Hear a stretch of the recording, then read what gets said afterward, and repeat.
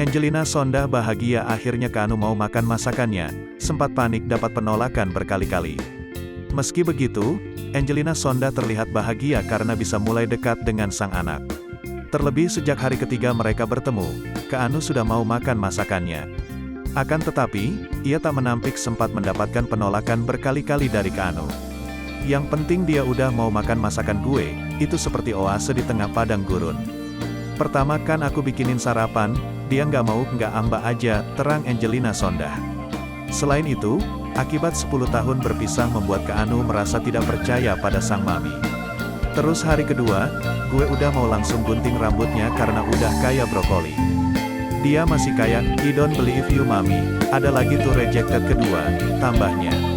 Lanjut, Angelina Sondah pun sempat membelikan Keanu baju baru.